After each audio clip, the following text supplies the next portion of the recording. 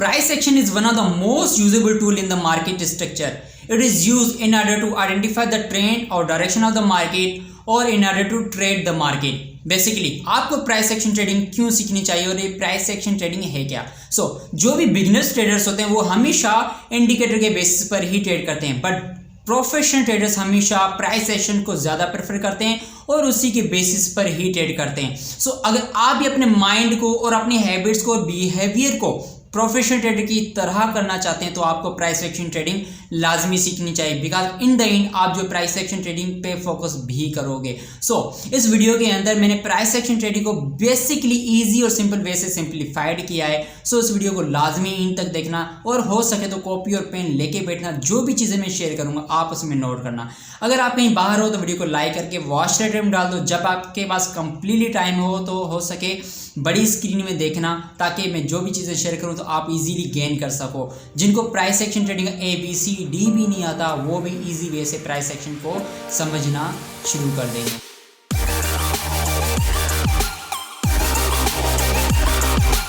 Okay, तो price action based on 3 parameters. सबसे पहले मार्केट स्ट्रक्चर और नंबर 2 टूल्स, जिसको मैंने डिवाइड किया 2 पार्ट्स में. सबसे पहले बात करेंगे सपोर्ट और resistance and then trend line, and third part के अंदर बात करेंगे हम कैंडलस्टिक पैटर्न या जो है चार्ट पैटर्न के बारे में. अब ये आप मत समझना कि सारा का सारा प्राइस एक्शन जो इन 3 पैरामीटर्स पे बेस करता है. नहीं, प्राइस एक्शन बहुत बड़ा वाइड है और it is just concept, basic concept that you have to keep in your mind that right now I am sharing with you. Okay, इसके अलावा मार्केट में हमें जो है बहुत सारी चीजें सीखनी जो आहिस्ता आहिस्ता slowly and gradually we will learn about it. सबसे पहले बात करते हैं हम मार्केट स्ट्रक्चर के बारे में. Okay, basically market structure is divided into 3 parts. Number 1 is uptrend, number 2 is downtrend and number 3 is the range. अब मार्केट के अंदर इन 3 चीजों के अलावा और कुछ भी नहीं होता. या तो हमें अप ट्रेंड नजर आएगा, या तो हमें डाउन ट्रेंड नजर आएगा, या हमें तो रेंज नजर आएगी. रेंज अपसाइड भी दिख सकती है या तो हमें डाउन साइड भी दिख सकती है. Now whenever market is making higher lows and higher highs creation, we will consider that market is in the uptrend, and whenever market making lower highs and lower lows creation, we will consider that market is in the downtrend. Now question is arises that अब जो ये same higher lows and higher highs क्यों कहते हैं और इसे lower higher and lower lows क्यों कहते हैं? नाउ अंडरस्टैंड, यहाँ जो अपट्रेंड में जो लो लगा है उस लो से ये लो क्या है? हायर है. That's why we called it higher low, क्योंकि इस लो से ये हायर लो जो लगा है वो क्या है? हायर है. एंड इस हायर से जो है ये जो हायर लगा है क्या है? उससे हायर है. That's why we consider it higher high. और same concept will be applied for this higher low and this higher high. ये प्राइस एक्शन की स्विंग से जो मार्केट अपनी स्विंग्स बनाता जाता है, हायर हाइज हायर लोज की क्रिएशन बनाता जाता है. जो भी इस तरह से सिचुएशन बनती है तो हम उसे कहते हैं अप ट्रेंड. और लोअर लोज और लोअर हाइस एंड लोअर लोज की क्रिएशन इसे हम इसलिए कहते हैं बिकॉज इस हाई से जो है ये जो हाई लगा है क्या है? इससे कम है. That's why we call it lower high, because इस हाई से ये क्या हाई लगा जो क्या है? लो है. That's why we call it lower high. और इस लो से जो ये लो लगा है वो क्या है? इससे कम है, इसलिए हम इसे कहते हैं लोअर लोज. और जब भी market lower highs lower lows की क्रिएशन बनाती जाएगी तो हम उससे कहेंगे डाउन ट्रेंड. ये भी एक मार्केट की स्विंग से जो मार्केट अपने प्राइस एक्शन के बेसिस पर लगाता है, जिसकी बेसिस पर हम जो डाउन ट्रेंड अप ट्रेंड को आइडेंटिफाई करते हैं. And same concept will be applied for this swing and also as well this swing. और नंबर 3 पार्ट जो है रेंज. अब रेंज अप साइड भी बन सकती है या तो हमें ये डाउन साइड भी नजर आ सकती है. अभी अब रेंज में क्या होता है? ना मार्केट अप ट्रेंड होगी, ना तो डाउन ट्रेंड होगी, ना लोअर लोज की क्रिएशन होगी, ना लोअर हाइज की क्रिएशन, ना हायर हाइज ना हायर लोज की क्रिएशन. इट मीन्स के मार्केट एक ही रेंज के अंदर जो है हमें नजर आएगी. अप साइड डाउन साइड जाती रहेगी और एक ही रेंज के अंदर फंसी रहेगी, तो हम उसे कहते हैं कंसोलिडेशन फेज या तो हमें रेंज कहेंगे उसे. जब ये ब्रेकआउट होगा तो हमें अप ट्रेंड भी नजर आ सकता है. जिस डायरेक्शन में ब्रेकआउट होगा उस डायरेक्शन में ये अपना नया ट्रेंड शुरू करता है. इससे हम कहते हैं मार्केट स्ट्रक्चर. अब बात करेंगे सपोर्ट और रेजिस्टेंस के बारे में. बेसिकली सपोर्ट या रेजिस्टेंस जो भी एक किस्म की लाइन है, एक पॉइंट होती है जब भी वो मार्केट में बनती है तो उसका काम क्या होता है कि अगर वो डाउन ऊपर से मार्केट नीचे आ रही है तो वो उसे सपोर्ट करती है, ऐसा पॉइंट ऐसा आ रही है उस प्राइस को उस पॉइंट से नीचे ना जाने दे, तो हम इसे कहते हैं सपोर्ट। फॉर सपोज ये एक सब लाइन है और जब भी मार्केट ऊपर से नीचे आ रही है, डाउन ट्रेंड में आ रही है और वो पॉइंट प्राइस को क्या करिए, इस पॉइंट से मार्केट जो इस प्राइस को नीचे नहीं आने दे रही है और उसी पॉइंट से उसको क्या करिए, बाउंस बैक कर रही है, तो हम उसे कहते हैं सपोर्ट। सिंपली या ऐसा पॉइंट या ऐसा एरिया जो प्राइस को उस पॉइंट या इस एरिया से नीचे ना जाने दे और उसी पॉइंट से उस मार्केट को बाउंस बैक कर दे, तो हम उसे कहते हैं सपोर्ट। और सिमिलरली रेजिस्टेंस का क्या सीन होता है, रेजिस्टेंस में क्या होता है, मार्केट जब भी डाउन ट्रेंड से अप ट्रेंड जारी होती है एंड वो पॉइंट या वो एरिया उस प्राइस को उस पॉइंट से ऊपर ना जाने दे और वहीं से उसको नीचे की तरफ जो है बाउंस बैक कर दे, तो हम उसे कहते हैं रेजिस्टेंस। बेसिक कॉन्सेप्ट है और कुछ भी नहीं है। क्या जब भी मार्केट अप ट्रेंड से नीचे आ रही थी, वो पॉइंट या वो एरिया जो प्राइस को नीचे और ना जाने दे और उसे बाउंस बैक कर दे, तो हम उसे सपोर्ट कहेंगे। और जब भी मार्केट नीचे से ऊपर की तरफ जाएगी एंड वो पॉइंट या वो एरिया जिसे हम रेजिस्टेंस कहते हैं, वो रेजिस्टेंस पॉइंट को जो ऊपर ना जाने दे और वहीं से उसको बाउंस बैक कर दे, तो हम उससे कहेंगे रेजिस्टेंस।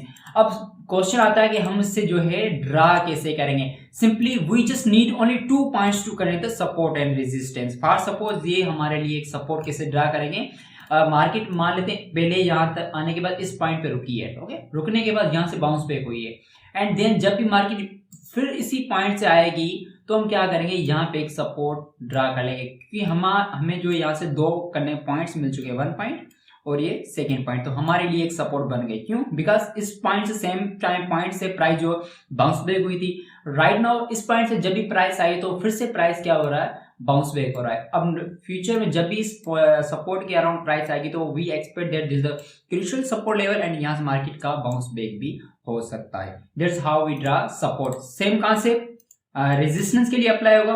ओके, मार्केट जब भी डाउन ट्रेंड से नीचे ऊपर की तरफ जाती है एंड वहां से एक रिजेक्शन लेके नीचे आती है एंड फिर से क्या होता है कि प्राइस फिर उसी पॉइंट में जाती है एंड सेम पॉइंट से जो है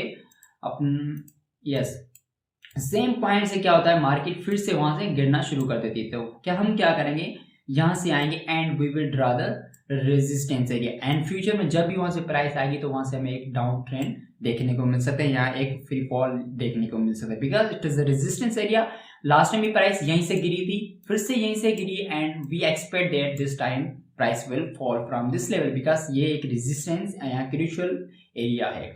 अब इसको हम चार्ट के ऊपर भी समझते हैं। ओके, अब यहाँ पे देखो, मान लेते हैं हमारे लिए क्या है कि ये एक पॉइंट था, राइट, ये एक पॉइंट था, दूसरा ये पॉइंट था।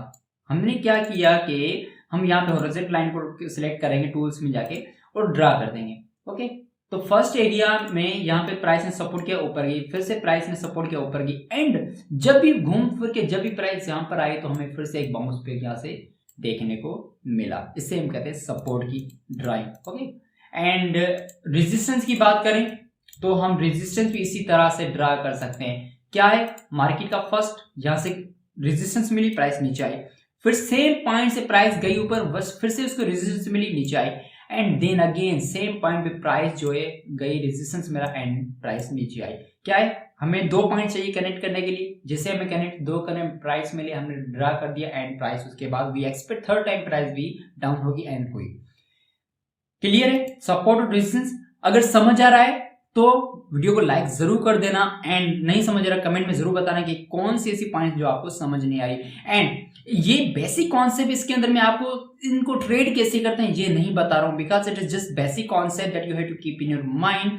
बाकी चल के मैं आगे चल वीडियोज में बताऊंगा कि हम सपोर्ट और रेजिस्टेंस को ट्रेड भी कैसे करते हैं, इनकी ट्रेडिंग क्या आती है एग्जीक्यूटिबल स्ट्रेटजी के साथ। बट यहाँ पे मैं जस्ट आपको एक कॉन्सेप्ट समझा रहा हूँ ताकि आपको सही से समझ आ सके। मैंने सीखा है कि if you want to teach someone make it simple, but if you want to impress someone make it complicated, so I want to teach you, that is why मैं चीजों को कम कर रहा हूं। जितनी चीजें कम होंगी उतनी सिंपल होंगी, इजी टू अंडरस्टैंड होंगी और इजी टू इम्प्लीमेंट भी होंगी। दैट इज वाई जितनी चीजें कम रखेंगे उतना हमारे लिए बेनिफिट रहेगा, बिकॉज ये हम कहीं नहीं जा रहे, slowly and gradually we will learn. हर एक वीडियोस के अंदर मैं एक नई इन्फॉर्मेटिव वीडियो लेके आऊंगा, तो आप इस वीडियो को लाइक करके चैनल को सब्सक्राइब करके बेल आइकन को क्लिक जरूर कर देना। अब बात करते हैं ट्रेंड लाइन के बारे में। बेसिकली ट्रेंड लाइन क्या था? ट्रेंड लाइन के नाम से जो हमें एक क्लियर हो रहा है कि ये एक ट्रेंड की लाइन है, ये हमें ट्रेंड का बताती है, या तो हमें जो अप ट्रेंड बताएगी या तो हमें डाउन ट्रेंड बताएगी। जैसे अगर हम यहाँ पर आए ट्रेंड लाइन को सिलेक्ट करें टूल्स में, तो हम अगर ऐसे ड्रा कर लेते हैं, ये क्या है, अप साइड जा रही है, ओके, तो ये हमारे लिए अप ट्रेंड है। और हम ऐसे ड्रा कर देंगे तो ये हमारे लिए डाउन ट्रेंड है। फिकर नॉट, मैं चार्ट पे भी आपको ये ड्रा करके समझाऊंगा। तो अभी बेसिक कॉन्सेप्ट समझ लो। एज लॉन्ग एज, जब तक प्राइस इस ट्रेंड लाइन के ऊपर रहेगी तो हम we will consider we are in up trend, and as long as price इसके नीचे रहेगी तो वी विल कंसीडर हम क्या है, डाउन ट्रेंड के अंदर है। ओके, क्लियर हो रहा है? अब क्या है कि इन ट्रेंड लाइन का काम क्या है, एक तो ट्रेंड बताना, दूसरा क्या है कि अप ट्रेंड के अंदर प्राइस ट्रेंड लाइन जो है प्राइस को सपोर्ट करती है, एंड डाउन ट्रेंड के अंदर जो है यही सेम ट्रेंड लाइन प्राइस को रेजिस्टेंस प्रोवाइड करती है। अब मैं आपको चार्ट पे लेके जाके इसको मैं क्लियर आपको समझाता हूं। अब यहाँ पे हम देखें तो ड्रा करने के लिए हमें क्या चाहिए, okay, we just need 2 point. Support और रेजिस्टेंस में बात करते हैं कि 2 पॉइंट चाहिए कनेक्ट करने के लिए, सिमिलरली हम इसमें भी हमें 2 पॉइंट चाहिए। हम यहाँ पे बात देखें तो हमें क्या है, 2 पॉइंट चाहिए। ओके, तो ये देखो, ओके, बूम, हमें इसको हम कर देते हैं थोड़ा सा ब्लैक। ओके, अब देखो, एक पॉइंट ये मिला, दूसरा पॉइंट ये मिला, तो हम यहां से क्या करें, ट्रेन लाइन को यहां से सिलेक्ट करके ड्रा करेंगे तो ये ऑटोमेटिकली ड्रा होती जाएगी, ओके, एंगल से। और जब भी प्राइस इसको सपोर्ट करेगी तो प्राइस वहां से बाउंस बैक हो जाएगी। सो ओके, अभी हम डाउन ट्रेंड का भी एग्जांपल ले लेते हैं। देखो, डाउन ट्रेंड में अगर हम देखें तो प्राइस एग्जैक्टली इस ट्रेन लाइन को फॉलो कर रही है। प्राइस क्या था, हम we just need only 2 points. मैं आपको अभी क्लियर समझाता था। Okay, we need only 2 points. Price ने क्या किया, एक यहाँ पे एक पॉइंट बनाया, दूसरा बनाया यहाँ पर, तो हम क्या करें, ट्रेन लाइन में आएंगे, हम इसको यहाँ से कनेक्ट कर देते हैं। ये देखो ऑटोमेटिकली बनती जा रही है। ओके, तो क्या है कि एज लॉन्ग एज इसके प्राइस जो है नीचे रहेगी, we will consider that down trend चल रहा है। प्राइस ने यहाँ पे रेजिस्टेंस लेने के बाद प्राइस नीचे आई, फिर से इसको रेजिस्टेंस मिला, प्राइस नीचे आई, फिर से इसको रेजिस्टेंस मिला, प्राइस नीचे आई। क्लियर हो रहा है, समझ आ रहा है? अब बात करते हैं कैंडलस्टिक के बारे में। अब कैंडलस्टिक पैटर्न या कैंडल्स क्या होती है मार्केट के अंदर, जो है सिंपली इसमें 4 फंडामेंटल्स होते हैं जो हमें समझने होते हैं। या तो मार्केट के अंदर एक जो ओपन होता है, राइट, दूसरा पार्ट इसका क्लोज होता है, एंड नंबर 3 पार्ट जो है बीच वाले हिस्से को हम बॉडी कहते हैं। ओके, एंड जो ये आपको हल्की सी डंडी नजर आ रही है, इससे हम विक कहते हैं। अगर नीचे की तरफ बन रही है तो उसे हम लोअर विक कहेंगे, अगर ऊपर की तरफ बन रही है तो उसे हम अपर विक कहेंगे। अब इनका काम क्या है, अब ये कैंडल जो है जिस टाइम फ्रेम पे हम यूज करेंगे, मान लेते हैं अगर 1 आवर के टाइम फ्रेम यूज करें तो 1 घंटे की एक कैंडल बनेगी। अगर डेली टाइम फ्रेम यूज कर रहे हैं तो ये डेली टाइम फ्रेम में एक जो है डेली की एक कैंडल बनेगी। ओके, तो ये क्या समझाती है कि मार्केट की डेली बेसिस पे ओपनिंग कहाँ पे हुई, मार्केट का क्लोज कहाँ पे हुआ, मार्केट का हाई कितना लगा और मार्केट का जो है लो कितना लगा डेली बेसिस पर। सिमिलरली ये बुलिश कैंडल और बेरिश कैंडल में और सेम चीज होती है, सेम कॉन्सेप्ट है। मार्केट का लोअर वीक होता है, मार्केट का जो है कैंडल का हायर वीक होता है, अपर वीक जिसे कहें, सिंपली बॉडी होती है, और ओपन होता है एंड क्लोज होता है। फर्क सिर्फ इतना है कि बुलिश के अंदर ओपन जो नीचे की तरफ होता है, इसमें ओपन ऊपर की तरफ होता है, बिकॉज मार्केट डाउन में होती है तो नीचे आती है, इस वजह से। अब चार्ट पैटर्न में क्या होता है कि मार्केट जो है एक चार्ट पैटर्न बनाती है कैंडल्स के जरिए, जिसमें एक स्ट्रक्चर मार्केट बनाती है, जिससे एक प्राइस एक्शन ट्रेडर आइडेंटिफाई करता है, जो है एनालाइज करता है कि मार्केट अब जो कहाँ जाएगी, अप साइड जाएगी, डाउन साइड जाएगी, मार्केट का ट्रेंड कंटिन्यू रहेगा या रिवर्सल होगा। तो ऐसे बहुत सारे पैटर्न्स हैं जो कि ट्रेंड कंटिन्यूशन पे डिपेंड करते हैं, ट्रेंड रिवर्सल पे डिपेंड करते हैं, कुछ बुलिश है कुछ बेरिश है। कुछ मैं आपको एग्जांपल भी दे देता हूँ, जैसे कि मान लेते हैं double bottom double top reversal patterns हैं, head and shoulder inverse head and shoulder reversal patterns हैं, बुल फ्लैग बियर फ्लैग जो है ट्रेंड कंटिन्यूशन पैटर्न्स हैं, symmetric triangle, ascending channel, descending channel, ascending triangle, descending triangle, falling wedge, rising wedge, बहुत सारे ऐसे patterns हैं जिसको मैं ट्रेड सेटअप मानता हूं, and it will help us as a price action trader to trade on the basis of the price action trading. और इनको ट्रेड कैसे करें, ये सारा कुछ मैं एक्सप्लेन करूंगा। It is just basic videos, basic concept videos. I hope इससे आपको बहुत कुछ सीखने को मिला होगा।